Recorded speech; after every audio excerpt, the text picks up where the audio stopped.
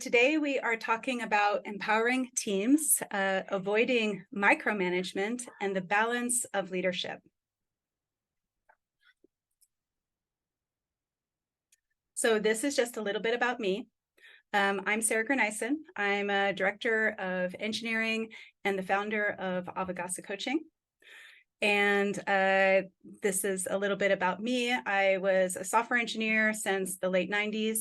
I've been doing trainings since the early 2000s, adopted Agile in 2003, worked with Scrum since 2008.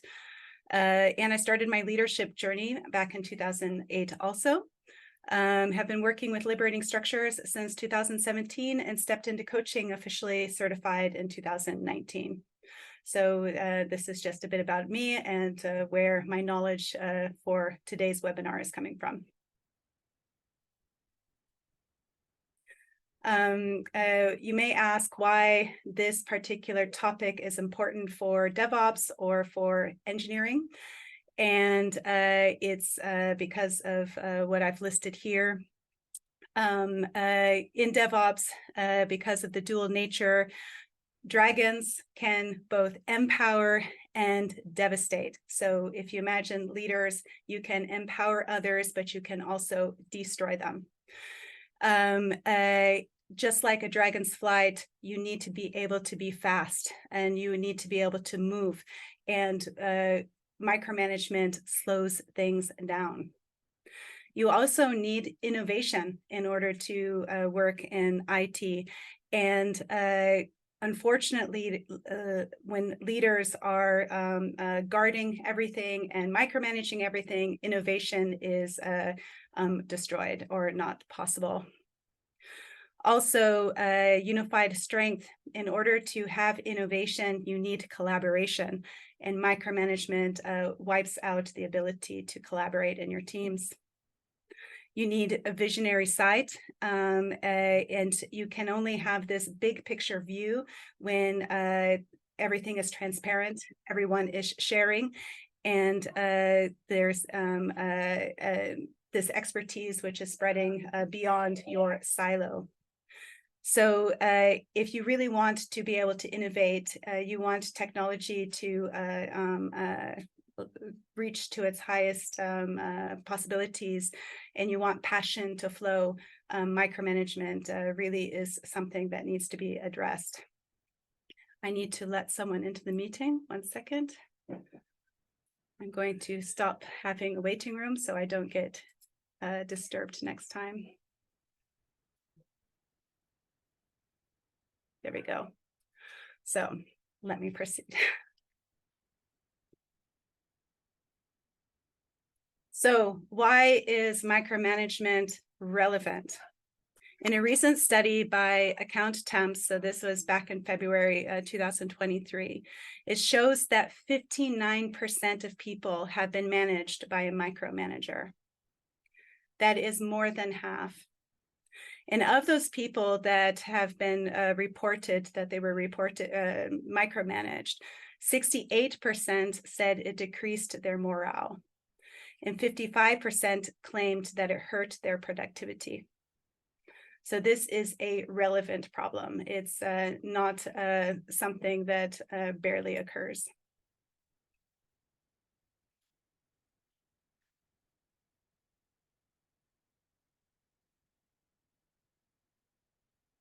So this next part, we are going to dive into how it feels to be micromanaged. Before that, I want to run a small poll. And I'm going to launch it. This is the first time I've ever done a poll, so let's see if this works. So the question in this poll is, I have been micromanaged before. So one person has answered yes, indeed, they have been micromanaged. Does everyone see the poll? Oh, somebody in here has never been micromanaged. That's nice.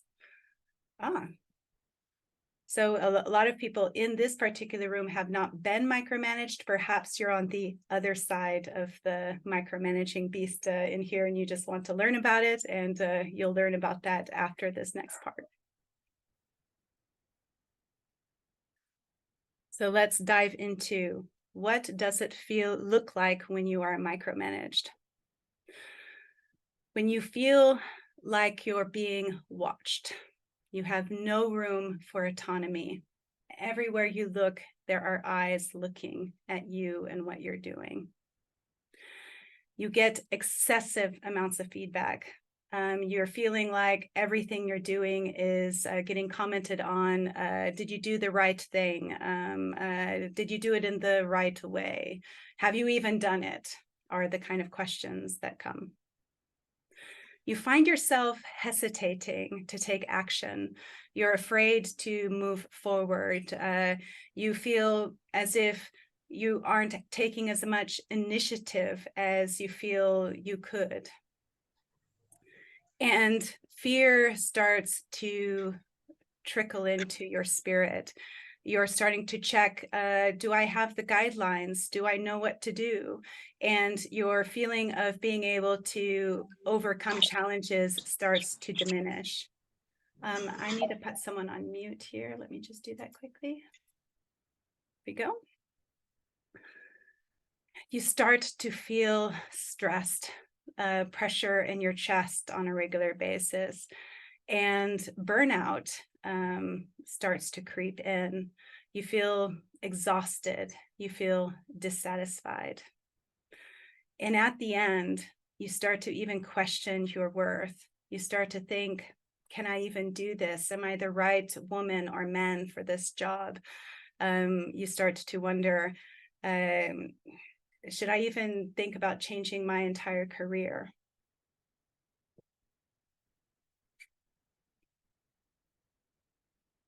So what it feels like to be micromanaged. It feels like being confined to your room, to your lyre, unable to spread your wings. They may even feel as if they're clipped.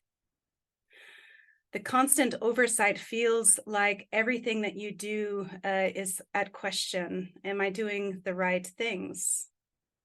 Your potential and your contributions don't feel as if anyone is even noticing them. Does anyone even see what I'm doing? You have all of these hidden treasures not being appreciated by those that are leading you or working with you. And you find yourself unable to make initiatives. It feels like there's these big stones in your path or these obstacles that you have to maneuver around, and you feel alone.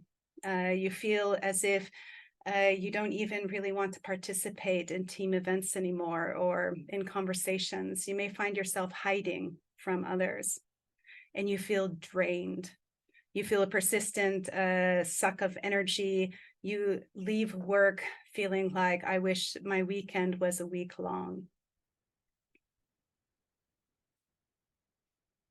By the way, when I talk about being micromanaged, it does not need to come from your micromanager or your manager. This can also exist with teammates in your team or people that you're working beside. It can be within your relationships. It can be with your friends. So this doesn't need to come from above in a hierarchical sense. So what is triggered in us when we start to have these feelings? We start to avoid. We feel cornered and we might want to hide from responsibilities. We may even be accused of not taking on accountability when we're working. We may get defensive. So as soon as this micromanager is entering our room, we're already defending what we're doing. We may not even take a moment to listen because we just can't listen anymore. We may want to fight back. Perhaps we will rebel against, perhaps we will go into battle with the micromanager, or we will withdraw emotionally and mentally, and we will hide and seek refuge. We may consider leaving the team or even the company altogether. We may decide we need to break free from, even if we're working on a project that we love, we just can't stand this anymore. and our creativity is completely shut down. We fear criticism might suppress our ideas. We are unable to create anymore. Imagine the devastation this can do on innovative teams. You may be thinking that your micromanager is a narcissist. You may even think that they're a psychopath. How can they treat me like this? However, statistics show something different. 6.2 persons in the world have narcissism. If you remember at the beginning of the webinar, I discussed the percentage of people that have been or felt micromanaged before. It's more than 50%.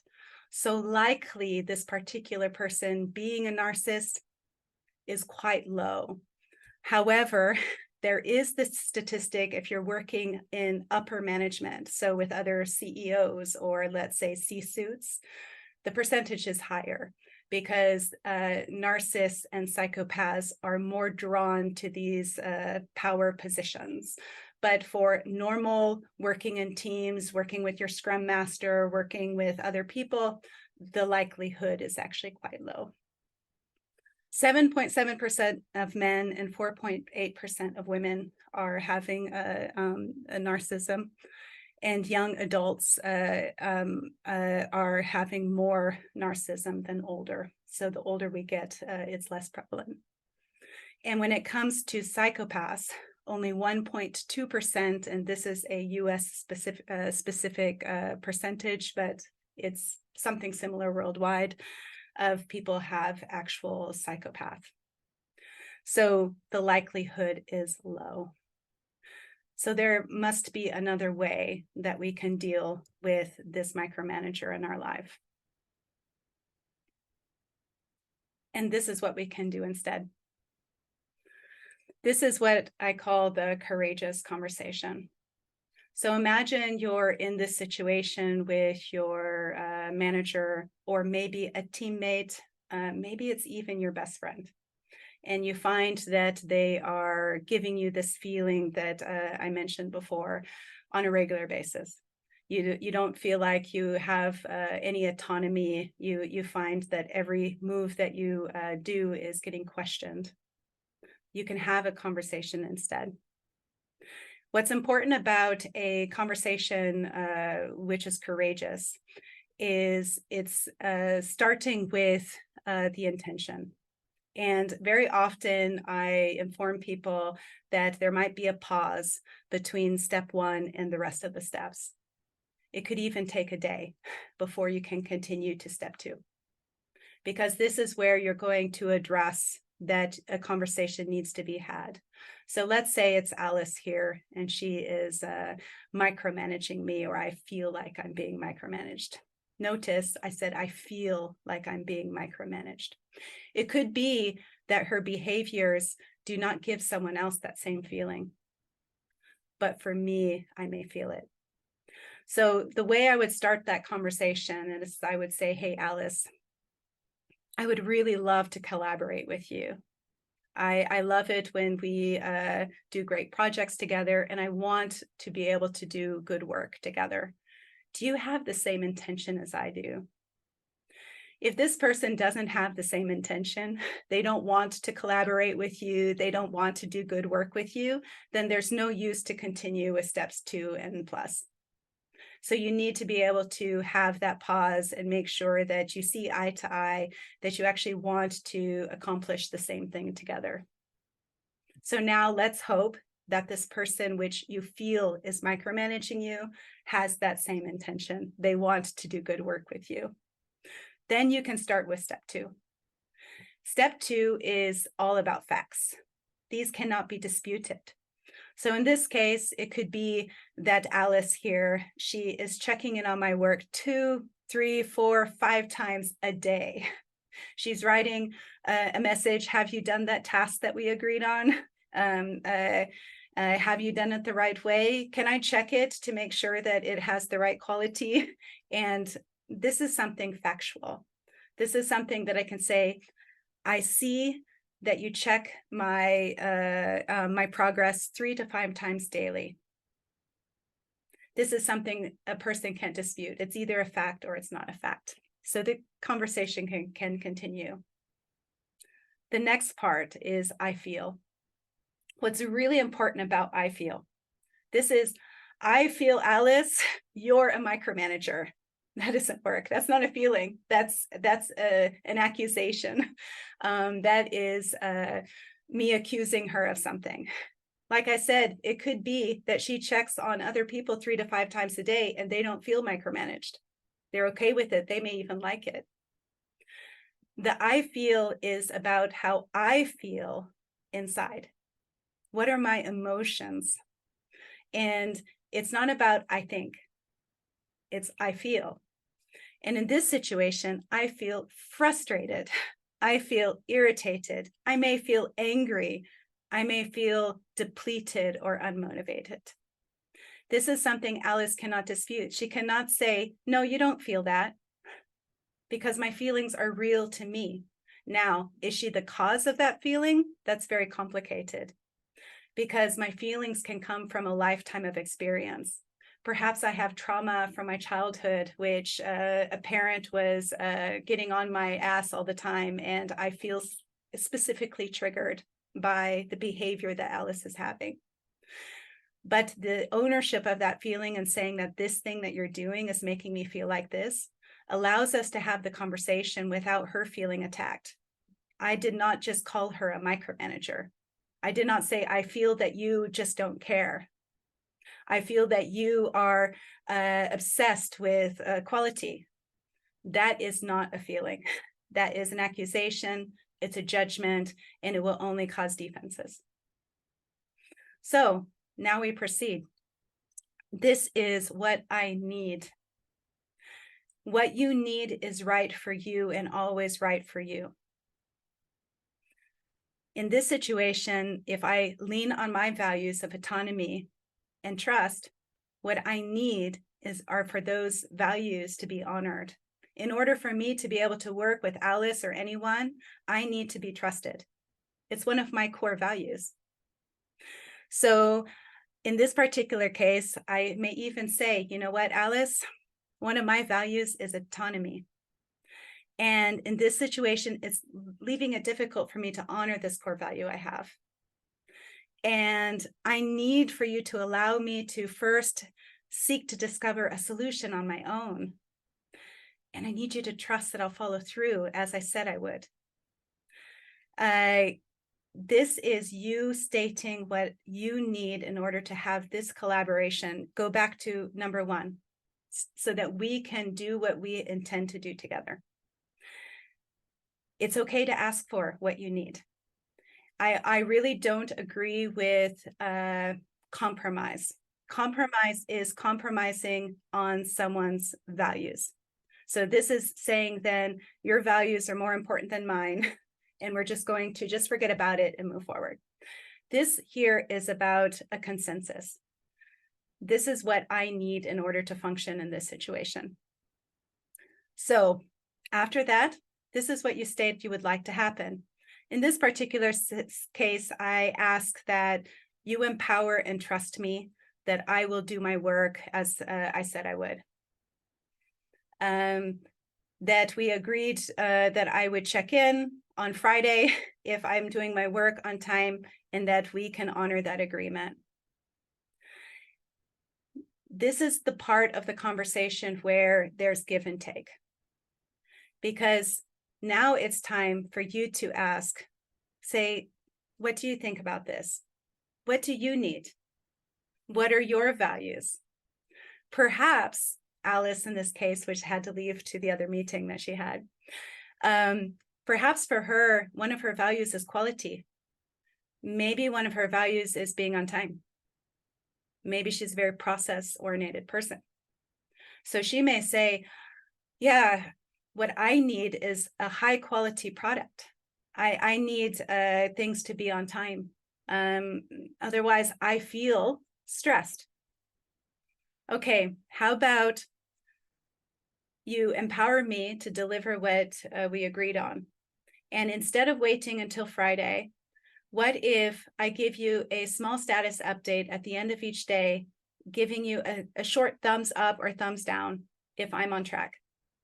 And if I need your help 2 days before, I let you know that I'm not going to be able to get it done, and to give you enough time to find someone else to do it. What do you think? And that's where you start to shift this way of working together. This person which used to micromanage you can now find a way to work with you so that you don't feel like you're being micromanaged. So this is what you can do instead. Now, for those that are the micromanagers, I have one more poll I would like to share with you. Let's see.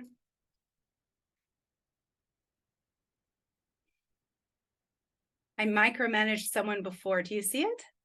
No, I have to launch it. How do I launch this?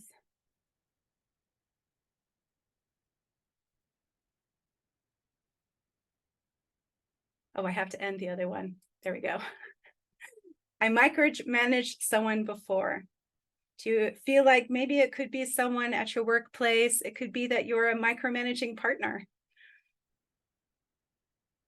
Maybe. So let's step into it.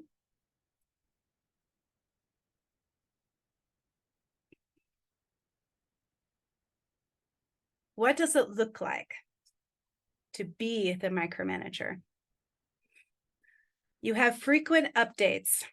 You feel this constant need for check-in, and you have this desire to figure out what the progress is because there's a fear there. You're fearing that the project will derail at some point. You find yourself obsessed with details. You have a deep concern for quality, and the perfection of that quality is to the minute details. You find yourself being taken over by lots and lots of work and tasks. And you find that you are having this instinct to protect yourself from making mistakes. And this could mean that you feel you need to do the work yourself to avoid mistakes from being made, because you don't have time to do it again in case it fails. You may find yourself hesitating to delegate. You may even find it really difficult to delegate because you have this real concern that the outcomes will perhaps not happen as you have promised, and there is too much risk involved if you delegate to others. You may also have an overload of feedback. It could be that you want things just right, and you every time that you ask someone to make things just right, you're afraid that they're going to complain again or go crazy again at you just because you're asking again about, are we on time? It may be easier to avoid having such conversations and just do the work yourself. You may also see that a lot of people are leaving. They don't want to work with you. They stop working. Maybe they are disconnecting from the task. Maybe you even might feel that they aren't taking the accountability, and this is frustrating you. What it feels like. You have so much anxiety. It's like a constant weight is on your shoulders. It feels like pressure all the time. And you feel that there's this ever-present threat at the door. You have this high sense of responsibility. You feel like you're the only one that's accountable for the success of this project. And you feel like you're guarding the gold of what you're trying to create. You're even frustrated. Why isn't anyone else caring as much as me or taking on this responsibility as I am? You may feel misunderstood. You feel as though people don't understand why you're doing this. You care about the results, And people don't seem to get this about you. You find yourself balancing all kinds of tasks and concerns. And it's as if you're juggling 500 things at once, which is also preventing you from delegating because it could take so much work to hand this over to someone and then have to fix it because they may not get it right. And it's so important to get this done right. You may even find yourself isolating. It's easier to focus and get these things done by myself than to depend on others. And in the end, you may feel a strong desire to control the situation or control every single move of everyone that you're working with. Your reactions. You are overseeing every detail. What triggers this? You fear that you're going to lose control and everything's going to go wrong. And you want to prevent errors from being done. You witness people are doing things differently than what you had planned. You told them exactly how to do it, and they're finding their own way, which makes it feel like the people you're working with are not matching the expectations that you put on them.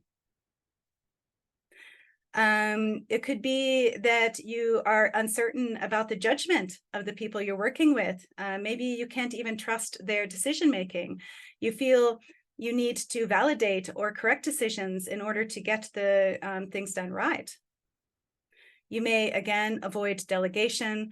Concerns about the capacity or the capability is overwhelming you, and it's easier to get done yourself. You feel criticized and challenged by everyone that you work with because you're just trying to tell them the right way and they don't want to listen.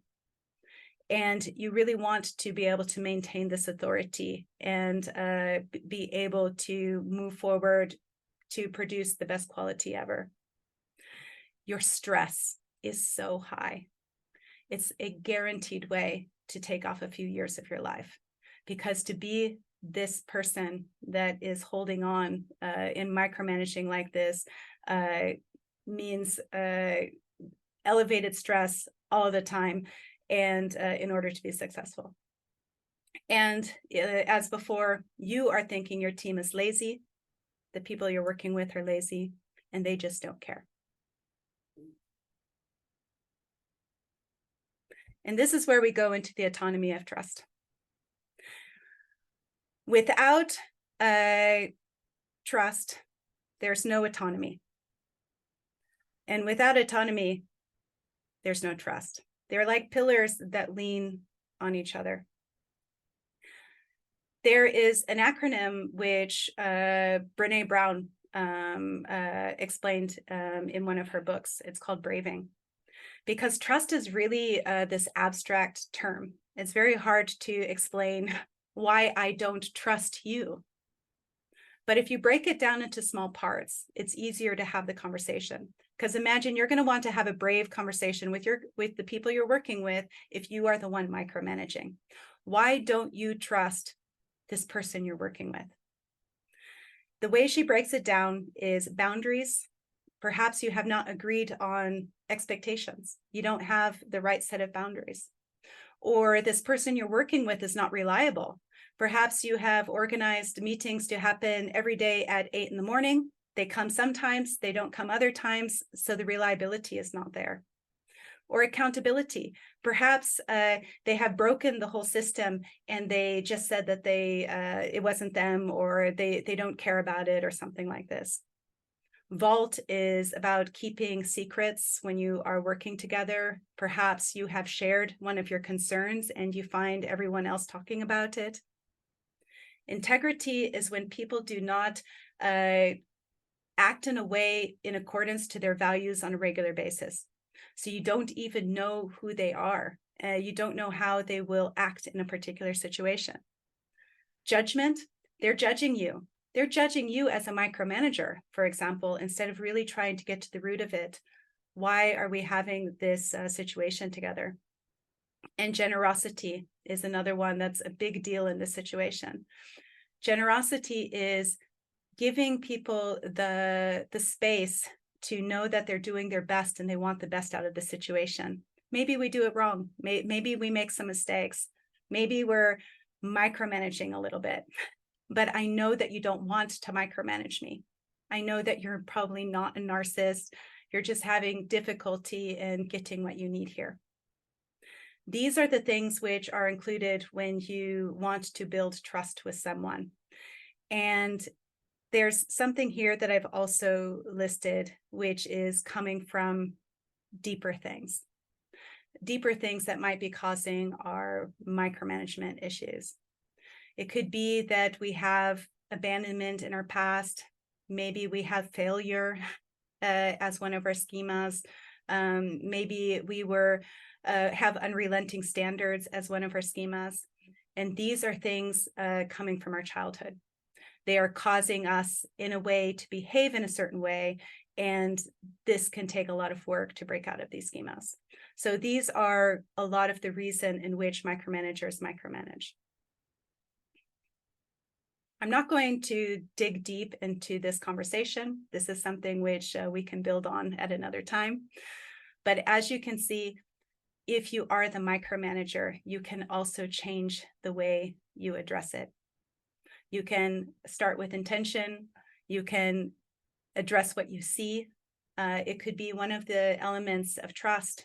Maybe somebody is not taking accountability when they should, or they're not reliable. You can own what you feel. It doesn't matter if this feeling is being rooted from life traps and trauma from our past, or if it's simply because of who we are as a personality. We can still talk about how we feel. And we can also ask what we need. And this is the basis of the conversation we can have with those in our teams. It's not blaming, it's not judging.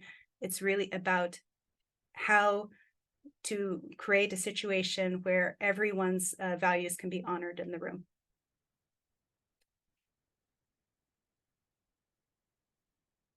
In the end, it's about leadership. True leadership is about guiding and not pushing oneself onto others. It's about understanding, growth, unity, and service. It's not about pushing your way through. And micromanagement hinders these values, while authentic leadership nurtures them.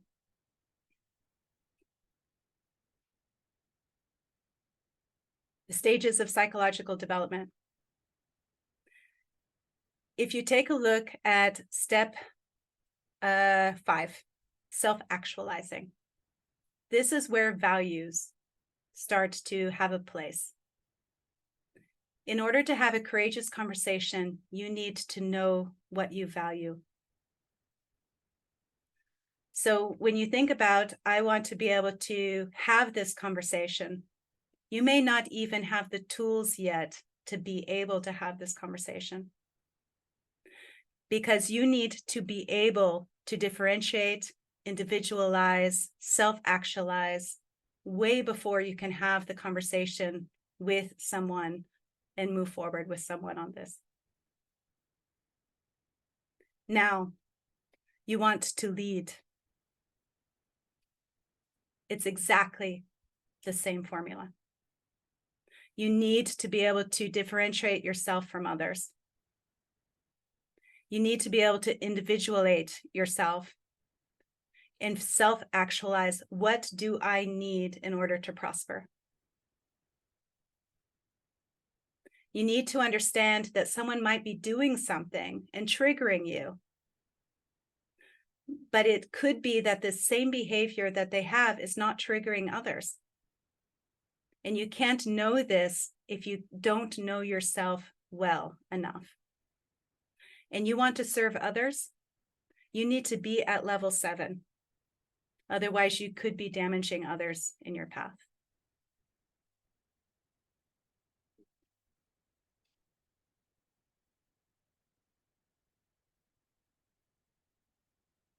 I do have to mention this because I did mention narcissism and psychopathy. It can exist. And there could be a situation in which you're working with a colleague, you have a partner at home, you have a manager, and you've tried having courageous conversations with them, and it doesn't feel like it's getting anywhere. You may not even be able to get past level one, step one, when creating it. So how do you know when it's this situation? Endless cycles. You have the conversation, it seems like everything's okay, but the situation keeps persisting. Perhaps when you are trying to discuss about how you feel, you don't feel like they even respect that. They don't respect that you have values. They don't honor those values that you have. And you have consistent conflict all the time, no matter what effort you try to make. And you feel burnt out and disengaged. And this is when you want to talk with someone like Emily, a burnout coach. She was just sharing it before. But just to let you know, you do have a choice, always. You can choose to stay the same. This means you accept the situation. You're going to allow this person to continue working with you like this. You may feel disengaged. You may not feel great about it, but you're going to continue. If you're the micromanager, maybe people are leaving your teams.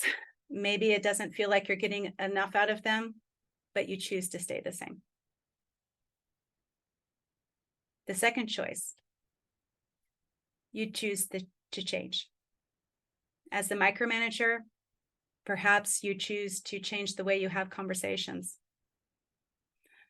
As the person being micromanaged, you could decide to change how you react to them, but do you really want to do that? Do you want to shift how you behave? Especially if you're having these courageous conversations, probably you don't want to start walking a path of disintegrity. You want to still be able to honor your values, but you may change your behavior instead of blaming others for this situation, instead of feeling like a victim, that you will start having the right conversations, set the right boundaries instead. One thing to note about change, you can't change other people. You can't go in this room and tell your micromanager, here, I got a formula, now you're going to do this. No. The only thing you can change is how you interact with others and what you do. And when dealing with, let's say, somebody that's really toxic, you have a choice to leave. This is a choice that can be hard to make. You may feel that the weight is heavy. You may have to start all over with your job, or start a new friendship with somebody else, or even step out on your own. But it could be that this is the most courageous choice. And if you remember, courage is not about not having fear. It's about having fear and still doing something. So that's the end of my webinar. I have a small show of what's next. And afterwards, if you have any questions, feel free to ask me questions and to turn on your microphone afterwards. But let me first share with you. You can join my Avagasso Tiny Drake community. It's a community for leaders. It's for free. It's a Discord channel where I share something every day, and people can communicate with each other or talk with each other there if they like, about leadership and the topics that are important to us in the community. I also have a workshop where we will be creating those courageous conversations. So I showed you how to have it. It may be that it takes some practice to actually be able to create those conversations yourself. And for the next 24 hours, if you want to join the webinar, or not the webinar, the workshop, you get 50% off if you use Dragon Power as the coupon code. So it's a 2-hour workshop. And there are some testimonials here from people which have taken the courageous conversations with me. Umut, he says Sarah's leadership skills are outstanding and she inspires others to do their best. By the way, all of these testimonials you can find also on avagasso.com. We have one from Savitri. Sarah's dedication to empowering others is truly inspiring. She has also taken the Courageous Conversations workshop. She's also in the Unlock Your Leadership, Power and Drive Your Business Forward course series with me. Also Umut is too, but they are just different classes. And Alice, you just saw her, she left here. She wrote, it's exceptionally rare to find a facilitator who is as welcoming, inclusive, and engaging as Sarah. So this is from Alice, which was in here right before. So again, if you want to participate, I will be sharing the link to my Avagasso page. So you can find all of the events and future events there, including free webinars and workshops that will come up, and also my 3 to 6 month course that I give twice a year.